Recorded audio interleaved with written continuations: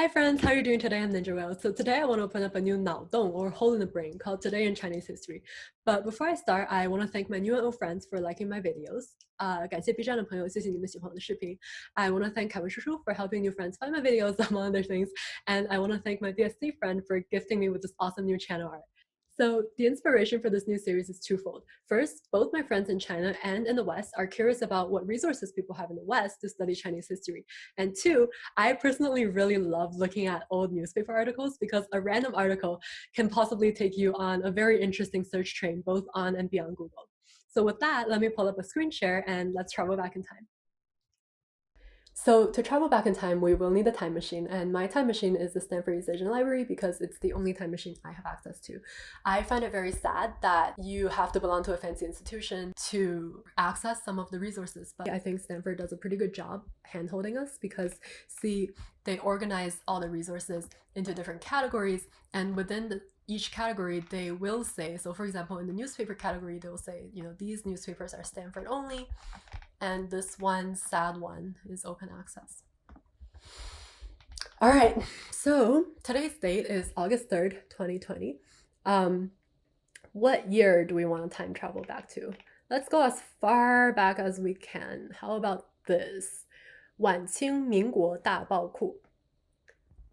Late Qing Dynasty. Okay, let's start there. So probably late 1800s, early 1900s. Let's just click a random one. 大公报. That sounds interesting. So let me first, what is this 大公报 that we are about to read? The oldest active Chinese language newspaper in China. Wow, my random click landed us on the oldest news. Okay, cool. Good.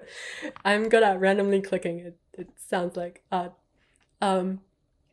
yeah, just so you know, these videos have no script, so I have no idea what I am about to find. So, all right, so here, the oldest issue they have is 1902, August 3rd. Let's see what happened 118 years ago.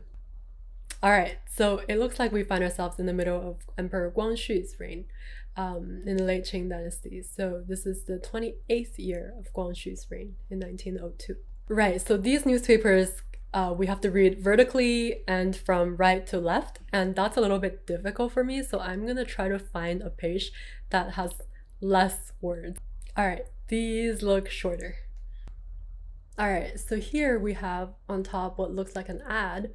西医李英奇. I'm not sure if I'm pronouncing that right. So it's an ad for a Western style doctor, and it says 本医生经习西法专治内外. They're claiming that they are experts in both like external and internal medicine.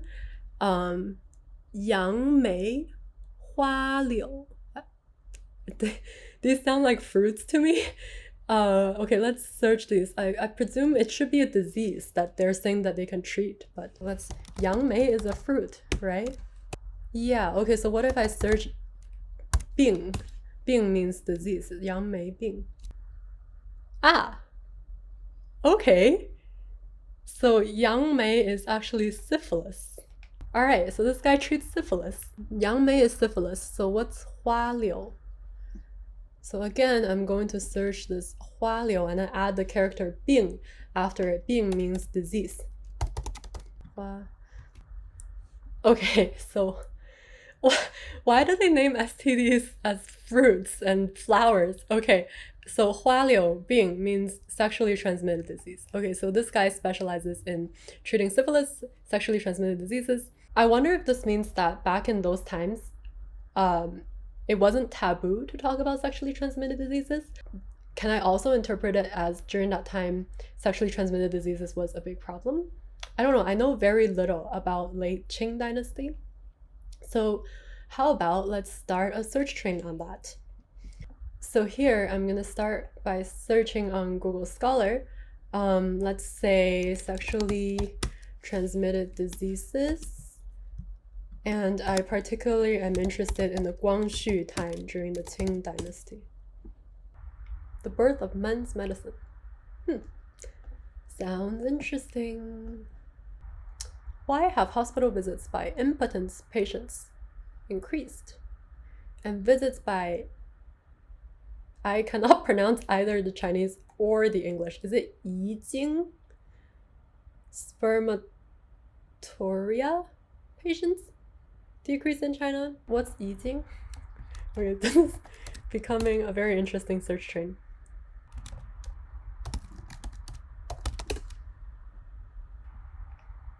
Spermatorrhea is a pathological disorder in which the patient experiences spontaneous ejaculation without sexual.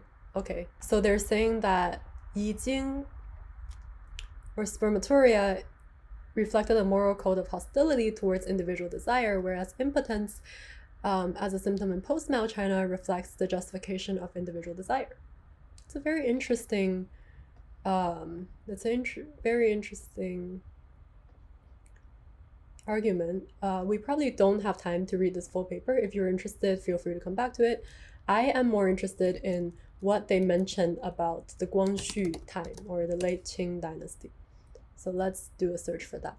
I have no idea what this sentence is trying to say. It sounds a little bit odd to me. So let's see the thing that they reference. Shapiro, 1998. Shapiro, here you are. The puzzle of spermatorrhea in Republican China. All right, here we go. The puzzle of spermatorrhea in Republican China. Also, don't learn the pronunciation of this word from me. I am probably butchering it, but I'm just gonna go with spermatorrhea for now. All right, so in 1935, Shanghai's largest daily, Shenbao, ran an advertisement for the French hormonal product Spermin, figure 1. Right, this is a figure, this is the advertisement. So here we have a man in the Western suit and fedora speaking, and he says, "Hello, Mr. Wang, you have excellent color these days." And Mr. Wang replies, he's in traditional clothes, he replies, "That's because I've been taking Spermin, and my spermatorrhea is no longer acting up." Okay, so there are two things here. So first, I understand that this advertisement is advertising a French medicine, and so maybe that's why the salesman is Western, but I don't like how this ad contributes to the image of Dongya Bingfu, or sick man of China, which is a hallmark of foreign humiliation in the late 1800s and onwards. I don't like how it portrays the Chinese man as impotent, and it portrays this Western guy as having the solution to his impotence. I don't know if it's intended. I will admit that it's hard for me to look at anything related to the Opium War and humiliation at that time objectively, but this ad really, the way that it looks does not sit right with me. So I'm gonna do two things. First, I'm gonna Google spermatorrhea in Europe in the 1800s, because something tells me that this is not a uniquely Chinese problem, no matter how much these ads racialize this problem. And number two, I am going to show you what I mean by Dongya Bingfu, sick man of China, and the history of that. So first, we're going to Google spermatorrhea Europe in the 1800s. Spermatorrhea, the lesser known male version of hysteria. Every period arguably invents its own illnesses, medical disorders, with symptoms that reflect the particular circumstances and anxieties of the time. The spermatorrhea epidemic of the mid to late 1800s, much like the better known epidemic of female hysteria of the same time, is one such disorder that left a lasting legacy. So yes, there was a spermatorrhea epidemic in Europe during that time. And this makes perfect sense, because if the French came up with a medicine for this disease, then it must mean that there was a market for it in France, right? So, with that understanding, I understand that in this ad, it makes sense because they are trying to sell to a Chinese audience, and the medicine is French, and therefore the person selling it is Western and the person receiving it is Eastern, but it still does not sit right with me, just in the context of the time, right? And that's where I will show you what I mean by Dongya Bingfu, sick man of China.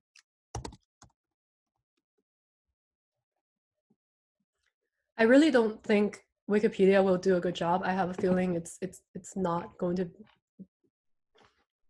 So the phrase sick man of China, 东亚病夫, refers to a country in Asia undergoing blah, blah, blah, blah. It originally referred to Qing Dynasty China in the late 19th and early 20th centuries when it was riven by internal divisions and taken advantage of by the great powers. I do not like how they refer to the Western countries that ravaged China as the great powers. They are... Okay, I'm gonna...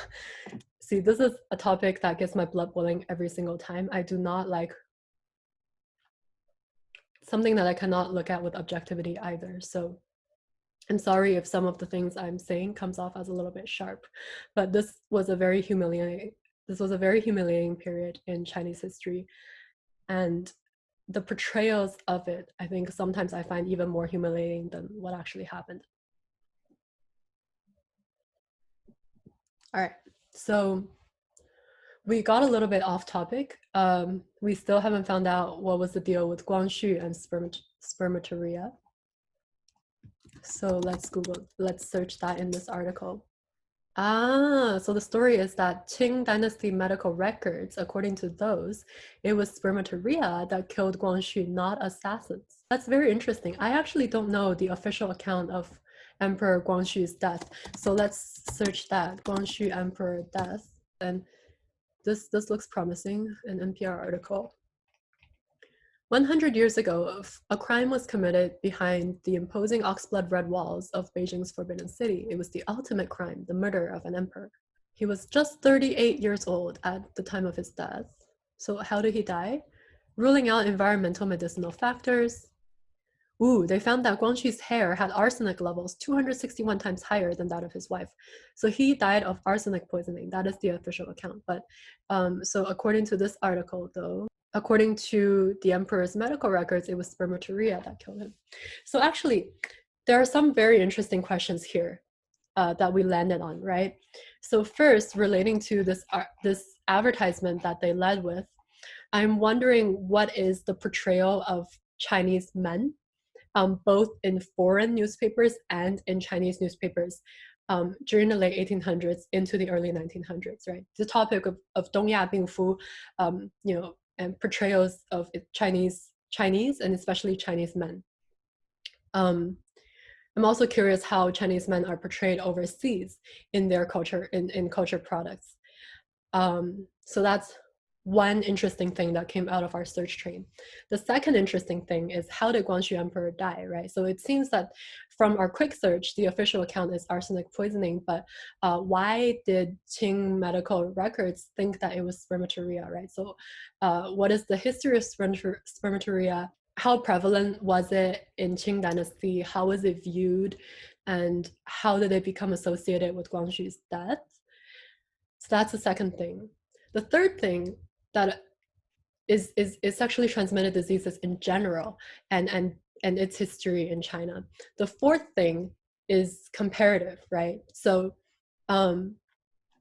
like this article said, every period arguably invents its own illnesses, medical disorders with symptoms that reflect the particular circumstances and anxieties of the time. So what were the anxieties of the time in Qing Dynasty China? And comparatively, during that same time, what were the anxieties overseas, right? Was it convergent that there was a spermatorrhea frenzy in France, and this medicine spermin was invented, and at the same time, spermatorrhea seemed to be a problem in China? So did the thoughts of these two places influence each other, right? I think all of these are very, very interesting questions that this tiny little advertisement in this newspaper led us to. So with that, I give below in the video description a brief summary of the search terms that we ran today and some interesting papers that we found. And I hope that there was something in this video today that piqued your interest. See you next time, I guess. If you like my videos, please hit subscribe and feel free to check out my other videos as well. Yeah, thanks for watching and see you next time.